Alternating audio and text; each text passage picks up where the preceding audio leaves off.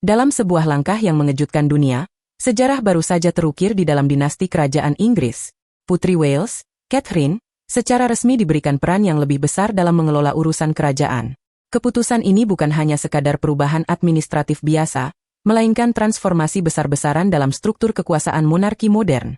Sejak awal memasuki keluarga kerajaan, Catherine dikenal sebagai sosok yang penuh dedikasi dan berkomitmen untuk melayani negara serta rakyatnya. Kini, ia diamanahi tanggung jawab yang jauh lebih strategis, bahkan sebelum gelar tertinggi disematkan padanya. Dengan peran barunya, ia kini menjadi salah satu penggerak utama di balik layar, mengarahkan setiap kebijakan publik, inisiatif diplomatik, dan representasi global keluarga kerajaan. Keputusan ini datang dari Raja Charles III, yang memilih untuk menggeser dinamika kekuasaan secara signifikan. Camilla, yang sebelumnya mendampingi Raja Charles sebagai ratu pendamping, kini melihat perannya berubah menjadi lebih bersifat seremonial. Meski tetap hadir dalam acara-acara kenegaraan, pengaruhnya dalam ranah kebijakan tidak lagi dominan seperti sebelumnya. Perubahan ini, meski dilakukan dengan tenang, tak pelak menciptakan guncangan besar di istana. Para pengamat menyebutnya sebagai revolusi diam-diam, karena dampaknya begitu luas, mengubah cara pandang kita tentang masa depan monarki. Bukan sekadar soal siapa yang memegang kendali hari ini, tetapi bagaimana fondasi kerajaan dibentuk untuk generasi mendatang. Publik pun bereaksi bercampur aduk. Ada yang menyambut positif langkah ini sebagai upaya modernisasi yang tak terhindarkan, membawa angin segar bagi citra kerajaan di mata dunia. Di sisi lain, skeptisisme juga muncul, dengan banyak orang bertanya-tanya apa alasan dibalik keputusan ini. Apakah ini semata-mata tentang visi masa depan? Atau ada pertimbangan politik dan dinamika internal yang lebih rumit? Yang pasti, perubahan ini menunjukkan bahwa kekuasaan tidak selalu harus diwariskan lewat mahkota. Kadang-kadang, itu bisa diredefinisikan melalui kepercayaan, kompetensi, dan harapan akan masa depan yang lebih cerah. Apa yang terjadi di Istana Buckingham hari ini bukan hanya cerita tentang kerajaan, tetapi juga tentang evolusi nilai-nilai yang relevan dengan zaman. Sekarang, dunia menunggu langkah selanjutnya. Bagaimana Catherine akan menjalankan tugas barunya? Dan bagaimana dampaknya terhadap citra monarki di era yang terus berubah? Satu hal yang jelas, sejarah sedang ditulis ulang, tepat di depan mata kita semua.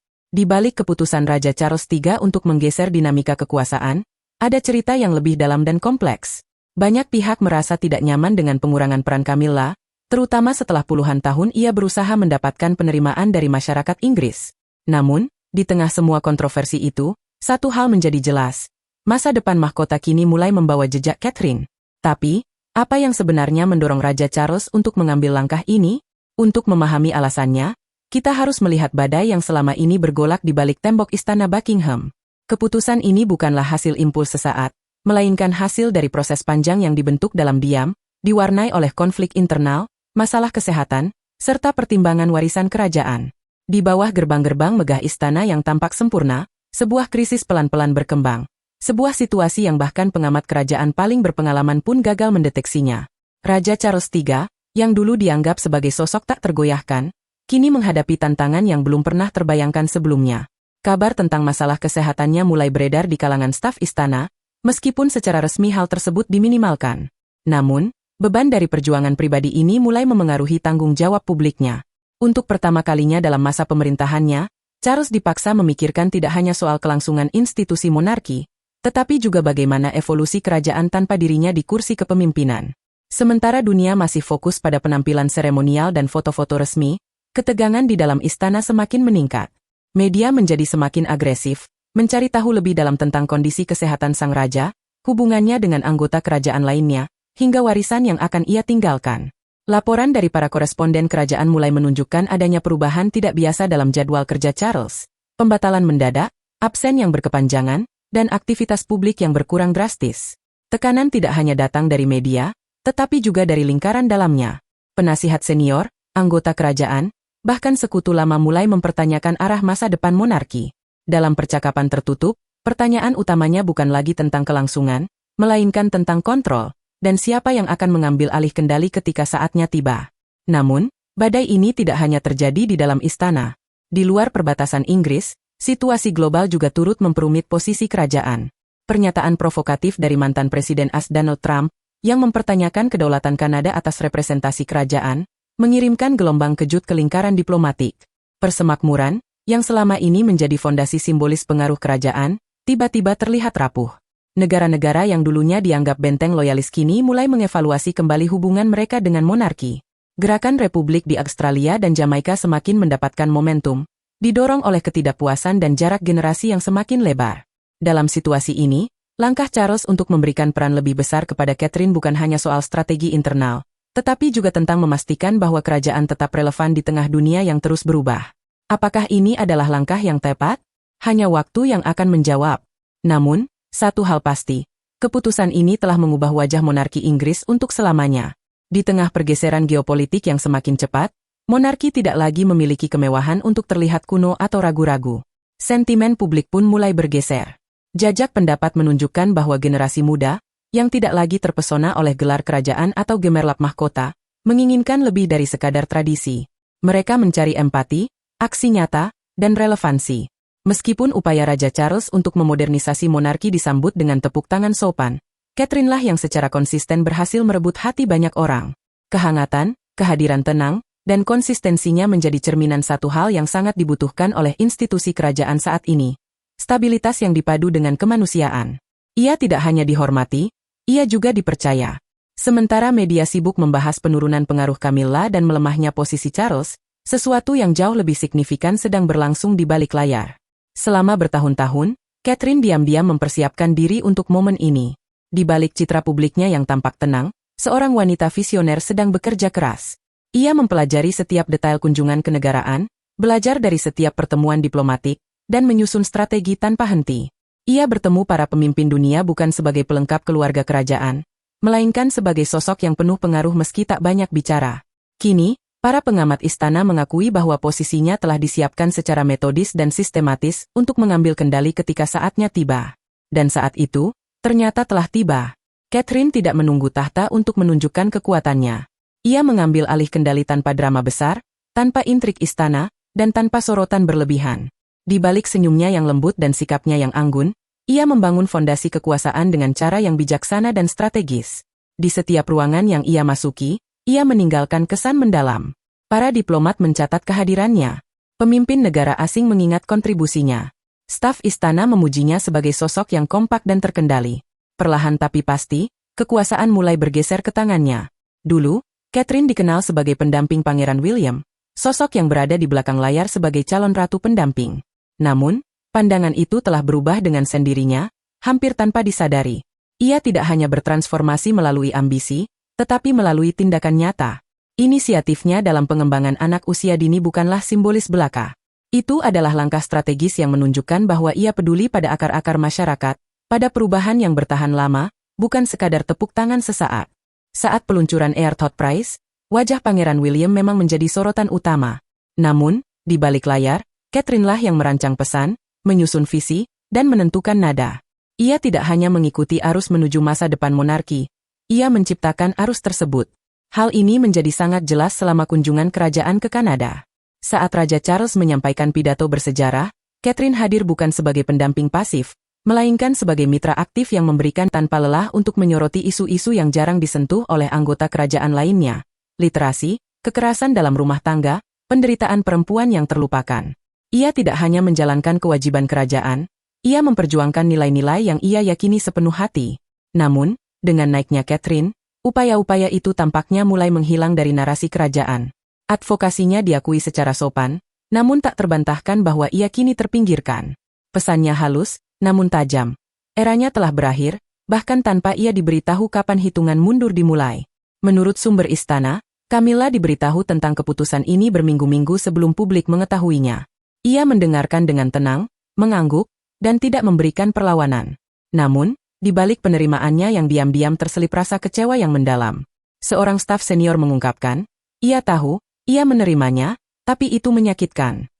Bertahun-tahun kesetiaan, bertahan dari cemoohan publik dan pertarungan pribadi, akhirnya memberinya tempat di meja kekuasaan, hanya untuk kemudian direnggut begitu saja, tepat ketika ia mulai merasa nyaman dengan perannya. Namun, apa yang membuat Catherine layak mendapatkan kekuasaan ini bukanlah popularitas semata. Itu adalah apa yang ia lakukan ketika tak seorang pun memperhatikan. Sementara orang lain bermain peran demi sorotan media, Catherine memainkan permainan panjang, dan ia menang. Di dunia yang terobsesi dengan visibilitas, ia menguasai seni, ketidakterlihatan, strategis. Ia tidak memperebutkan mancet atau memaksakan dirinya ke pusat perhatian. Ia tidak perlu melakukannya. Kekuatannya datang dari kesabaran, presisi, dan pemahaman waktu yang tak tergoyahkan. Catherine memahami bahwa pengaruh sejati tidak dipamerkan. Itu dibangun batu demi batu di balik pintu tertutup dan di bawah permukaan. Saat dunia akhirnya menyadari apa yang telah ia lakukan, segalanya sudah selesai. Dari Afrika hingga Eropa, dari inisiatif pendidikan anak usia dini hingga gerakan lingkungan global, jejaknya ada di mana-mana, meskipun jarang disorot. Ia tidak hanya mempersiapkan diri untuk masa depan monarki, ia menciptakan fondasi bagi generasi berikutnya. Keberhasilan Catherine bukanlah hasil dari kebetulan atau drama besar. Ini adalah hasil dari kerja keras, strategi yang matang, dan kemampuan untuk melihat gambaran yang lebih besar. Saat dunia menyaksikan transisi ini, satu hal menjadi jelas. Catherine bukan sekadar pewaris tahta. Ia adalah arsitek masa depan monarki. Rekam jejak diplomatik Catherine berbicara dengan sendirinya. Ia melangkah di panggung internasional dengan keseimbangan antara kehangatan dan otoritas, menciptakan identitas kerajaan yang menggema di berbagai batas negara. Tidak seperti pendahulunya, ia tidak menggunakan protokol sebagai perisai. Sebaliknya, ia memanfaatkannya sebagai alat. Ia berinteraksi dengan para pemimpin dunia sebagai rekan sejajar, bukan sekadar hiasan formalitas.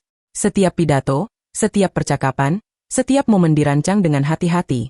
Kemampuannya untuk tetap terlihat anggun namun tetap nyata membuatnya tidak hanya disukai, tetapi juga sangat kuat dalam hal soft power. Ia bukan sekadar perwakilan monarki, ia menjadi jangkar stabilitas bagi institusi tersebut. Di balik kilau profesionalisme itu, ada mentorship yang jarang diketahui publik. Mantan Perdana Menteri Theresa May, yang dikenal karena kepemimpinan teguh dan pragmatisme tanpa kompromi, diam-diam memberikan nasihat kepada Catherine tentang cara menavigasi kekuasaan dengan halus dan bijaksana. Dan kemudian ada bayang-bayang Ratu Elizabeth II, bukan hanya sebagai figur sejarah, tetapi sebagai model yang dipelajari mendalam oleh Catherine. Dari sang ratu, ia belajar seni menahan diri, kekuatan kehadiran, dan nilai dari tidak pernah memainkan kartu secara berlebihan. Catherine menggabungkan pelajaran-pelajaran ini ke dalam gaya kepemimpinan yang unik miliknya. Tenang namun berwibawa, tradisional namun transformatif.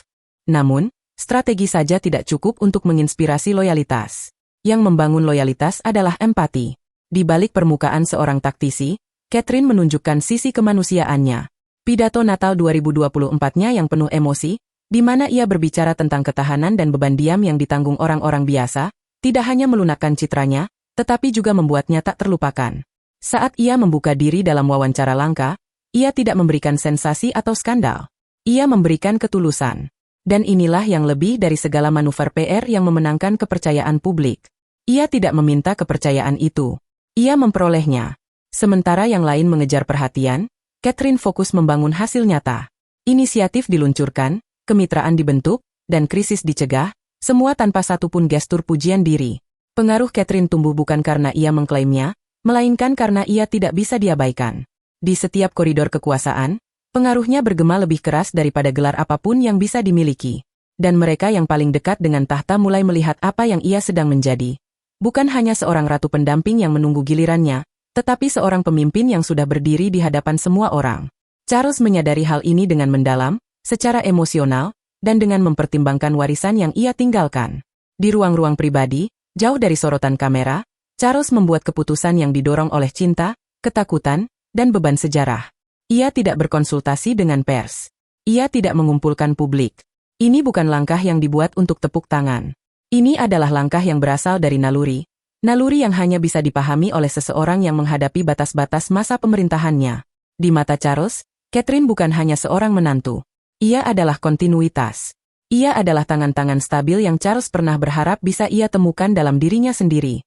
Untuk pertama kalinya dalam pemerintahannya, Raja Charles bertindak bukan sebagai seorang penguasa, melainkan sebagai seorang ayah. Ia melihat melewati mahkotanya sendiri dan memandang ke masa depan yang mungkin tak akan ia pandu lagi. Di balik pintu tertutup di Clarence House, sebuah laporan singkat menyampaikan satu frasa yang menggambarkan segalanya. Catherine adalah masa depan. Tidak ada drama. Tidak ada pernyataan bombastis. Hanya ada ketenangan yang pasti, seperti seseorang menamai pewaris, bukan berdasarkan garis keturunan, tetapi berdasarkan kemampuan. Charles, yang sedang bergulat dengan kesehatannya sendiri dan realitas keras dari waktu yang terus berjalan, tahu bahwa ia harus bertindak sebelum alam menentukan lain. Warisan baginya bukan lagi soal silsilah. Ini tentang meninggalkan monarki di tangan yang mampu memerintah dengan rasa hormat dan relevansi. Catherine telah menjadi jembatan itu. Keputusan ini tidak mudah. Bayang-bayang kematian semakin sering menghantuinya dalam beberapa tahun terakhir. Ia telah diam-diam bertahan melawan penyakitnya, tetapi beban itu tidak bisa disangkal. Setiap momen yang dihabiskan untuk tugas kini dihitung berdasarkan apa yang masih bisa ia bentuk, apa yang masih bisa ia amankan. Dan dengan setiap minggu yang berlalu, gambaran itu semakin jelas. Ia tidak ingin potensi Catherine terkubur oleh tradisi yang sudah usang. Jika Catherine sudah siap sekarang, dan ia percaya bahwa ia sudah siap, maka saatnya bertindak adalah sekarang. Menunggu bisa berarti terlambat. Di Catherine dan William, Charles melihat sesuatu yang tidak pernah benar-benar ia miliki selama waktunya bersama Diana. Sebuah kemitraan sejati yang berakar pada kesatuan, saling menghormati, dan stabilitas. Mereka tidak hanya tampil di depan kamera. Mereka sedang membangun visi. Mereka merepresentasikan monarki bukan sebagai artefak sejarah, melainkan sebagai kompas bagi masa depan. Dan Charles tahu bahwa dunia perlu melihat masa depan itu muncul sementara ia masih ada untuk membimbingnya ke dalam cahaya. Ia tidak hanya ingin menjadi saksi transisi ini, ia ingin membentuknya. Itu membutuhkan langkah berani, mentransfer otoritas yang bermakna sementara ia masih memegang mahkota. Ini adalah risiko yang bisa memicu kritik, bisikan tentang pengunduran diri, bahkan gesekan dalam keluarga kerajaan. Namun, Charles memahami sesuatu yang jarang diakui oleh para monarki. Kekuasaan, jika dipegang terlalu lama, bisa menjadi sangkar. Ia tidak menyerahkan tahta. Ia membuka jalan. Dengan memberdayakan Catherine, ia tidak melemahkan dirinya sendiri. Ia memperkuat institusi. Ia memilih kebijaksanaan daripada ego. Meskipun suara Charles secara privat memahkotai Catherine, dunia dengan cepat menyaksikan perubahan itu terjadi di depan umum. Saat berita tersebar, dunia menahan napas, lalu meledak dalam pujian, kebingungan, dan emosi yang kuat. Pengumuman dari Istana Buckingham bergema jauh melampaui gerbang Windsor. Ini lebih dari sekadar pergeseran tugas kerajaan. Ini adalah sinyal kepada dunia bahwa monarki tidak lagi menunggu untuk berevolusi. Media sosial meledak dalam hiruk-pikuk. Dalam hitungan menit, tagar Queen Catherine menjadi tren di berbagai platform. Seorang pengguna menangkap sentimen tersebut dengan sempurna. Dia adalah ratu sejati sekarang. Tidak butuh mahkota. Ribuan orang menggemakan pikiran yang sama. Catherine telah melintasi garis tak terlihat dan mengambil tempatnya. Bukan melalui dekret, tetapi melalui keyakinan publik. Namun, seperti halnya pergeseran besar apapun, reaksinya tidak universal. Sementara banyak suara memuji kekuatan tenang dan keanggunan Catherine, yang lain berduka atas apa yang artinya bagi Camilla. Simpati mengalir deras untuk wanita yang telah bertahan puluhan tahun melalui skandal dan penolakan, hanya untuk tersingkir secara diam-diam tepat ketika ia tampaknya telah menemukan pijakan yang kokoh. Para komentator mencatat kepahitan di balik transisi ini, penghapusan yang anggun, namun terbungkus bahasa kerajaan. Publik, meski sangat mengagumi Catherine, tidak bisa mengabaikan harga manusia yang harus dibayar. Emosi ini bukan hanya kegembiraan. Ini juga duka atas kemajuan satu wanita dan surutnya yang lain. Di Kanada, di mana Charles dan Camilla baru saja berkunjung, berita ini disambut dengan campuran rasa ingin tahu dan optimisme. Media lokal memuji keberanian monarki untuk berevolusi, berspekulasi bahwa pengaruh Catherine yang terus tumbuh dapat menghidupkan kembali hubungan persemakmuran yang tegang. Ini bisa menjadi titik balik, tulis sebuah editorial. Monarki yang mendengarkan, beradaptasi, dan mencerminkan dunia yang ingin mereka pimpin. Dari Australia hingga Karibia, berita utama mengikuti tema serupa. Catherine dianggap sebagai jembatan antara generasi, antara tradisi dan kemajuan. Di seberang Atlantik, di Washington dan Brussels, analis melihat peristiwa ini dari sudut pandang strategis. Ini bukan hanya soal preferensi pribadi atau perubahan generasi. Ini, menurut mereka, adalah pivot yang disusun dengan hati-hati, langkah untuk menyelaraskan monarki dengan iklim global yang semakin skeptis terhadap kekuasaan warisan. Peringkat persetujuan publik Catherine, diplomasi yang cermat, dan sensitivitas modern tidak hanya diterima dengan baik, tetapi juga sangat penting. Di era yang didefinisikan oleh transparansi, akuntabilitas, dan keterhubungan, monarki membutuhkan wajah baru. Dan di Catherine, mereka menemukan satu yang bisa menjawab tantangan zaman. Media dengan cepat memberi label pada momen ini sebagai awal dari era baru. Monarki yang mudah dipahami, ratu tanpa suara yang berisik. Setiap judul berita menggambarkan Catherine sebagai mercusuar bagi masa depan monarki.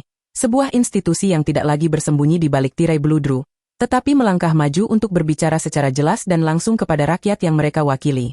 Namun, di balik kekaguman publik, ada juga rasa penasaran. Karena dalam dunia kerajaan, setiap perubahan, sekecil apapun, selalu membawa makna yang lebih dalam. Namun, cerita ini tidak berakhir di sini. Di balik setiap pengumuman kerajaan, selalu ada agenda yang lebih besar. Di bawah sorak-sorai publik, bisikan tentang pengunduran diri, suksesi, dan rivalitas diam-diam mulai beredar di istana. Sementara perhatian publik tertuju pada otoritas baru Catherine di balik pintu-pintu berlapis emas di Windsor dan Clarence House, sebuah cerita yang jauh lebih rumit sedang terungkap. Menurut sumber internal, pergeseran kekuasaan ini bukan sekadar simbolis. Ini adalah strategi. Raja Charles, yang semakin menua dan reflektif, dikabarkan sedang diam-diam mempersiapkan Pangeran William untuk transisi tahta yang lebih cepat dari perkiraan. Meskipun hal ini secara resmi dibantah, tanda-tandanya sulit diabaikan. Rapat-rapat yang dulunya dipimpin oleh sang raja kini mulai diambil alih oleh putranya. Catherine tidak hanya mendukung dari pinggir lapangan, ia memimpin dari barisan terdepan. Namun, kenaikan ini tidak datang tanpa perlawanan. Di balik layar, sekutu-sekutu terdekat Camilla mulai menunjukkan ketidakpuasan atas peminggiran mendadaknya.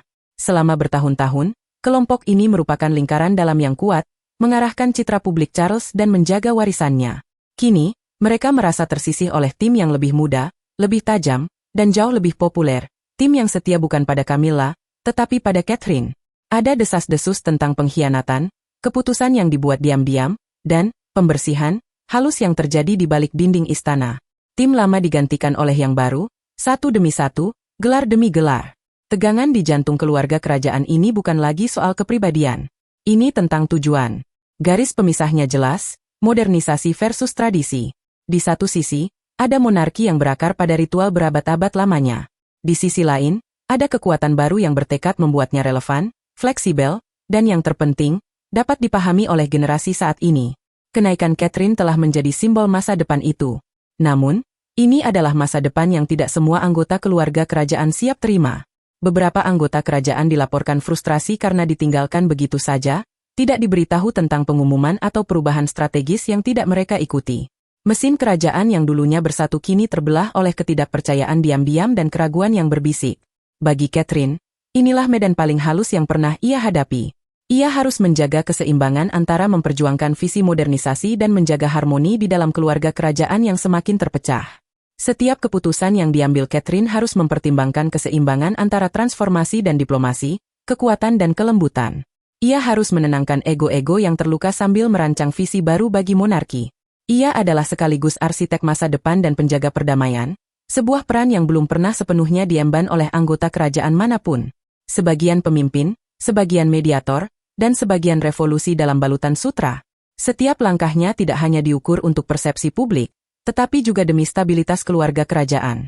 Namun, satu kebenaran tetap tak tergoyahkan. Pergeseran sudah terjadi. Meskipun belum dideklarasikan secara tertulis atau diukir dalam hukum, dunia merasakannya. Nama Catherine kini memiliki bobot bukan hanya sebagai istri William, tetapi sebagai figur yang membentuk kembali takdir monarki. Dengan kekuasaan di tangannya dan dunia yang mengamati, langkah berikutnya Catherine bisa saja mendefinisikan ulang sejarah itu sendiri. Tidak ada mahkota di kepalanya.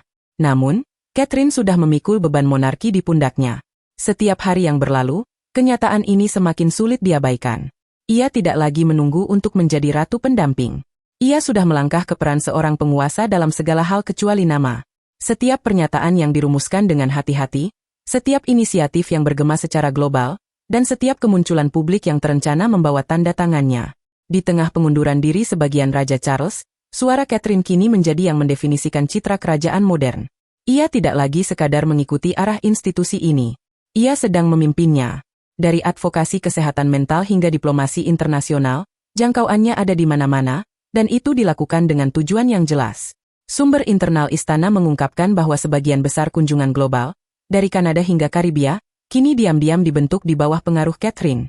Meskipun Raja Charles tetap sebagai simbol utama, Catherine lah yang sedang mendefinisikan ulang tujuan monarki, menerjemahkan tradisi kuno menjadi relevansi kontemporer. Ia tidak mempertahankan masa lalu secara membabi buta, tetapi juga tidak menolaknya. Ia sedang menyesuaikannya untuk masa depan. Ini bukan sekadar tugas seremonial. Ini adalah tata kelola melalui warisan. Dengan melakukan ini, ia telah mengubah pemerintahan Charles dari sekadar transisi menjadi sesuatu yang visioner. Warisan terbesarnya mungkin bukan waktunya di atas tahta, melainkan wanita yang ia pilih untuk memandu monarki ke era berikutnya. Keputusan memberdayakan Catherine bukan hanya tindakan emosional berdasarkan kepercayaan. Itu adalah langkah radikal untuk memastikan kelangsungan hidup monarki. Charles tahu bahwa untuk benar-benar memimpin monarki ke era berikutnya, ia membutuhkan seseorang yang bisa berbicara kepada rakyat, menguasai panggung dunia, dan tetap menjaga martabat mahkota. Catherine menjadi orang itu. Sementara itu, masa depan Camilla masih menggantung dalam ambiguitas. Meskipun secara nama masih disebut sebagai ratu pendamping, perannya telah menyusut menjadi sepenuhnya simbolis. Penampilan publik tetap ada, namun pengaruhnya telah dibatasi. Wanita yang pernah ditinggikan untuk berbagi takhta kini hanya mengamati dari pinggir. Kehadirannya tetap dihormati, namun ia bukan lagi kekuatan yang menentukan. Ini adalah tarian halus yang menggarisbawahi betapa dramatisnya pusat gravitasi kerajaan telah bergeser. Namun, jangan salah, semua ini bukan kebetulan. Catherine tidak tersandung ke dalam kekuasaan. Ia mengambilnya dengan tenang dan metodis. Kenaikannya bukan hasil dari kekosongan, melainkan kemenangan. Sebuah pencapaian yang tidak dilakukan dengan skandal atau spektakel, melainkan dengan ketenangan, visi ke depan, dan tekad yang tak tergoyahkan. Ia tidak menunggu untuk dimahkotai. Ia menjadi tak tergantikan. Dan institusi mengikuti kepemimpinannya. Jadi, pertanyaannya bukan apakah ia akan memimpin, melainkan seberapa jauh ia akan melangkah, dan apakah monarki serta dunia siap untuknya. Terima kasih telah menyaksikan. Bagikan pendapat Anda di bagian komentar. Jangan lupa untuk menyukai dan berlangganan, dan kami akan bertemu lagi di video berikutnya.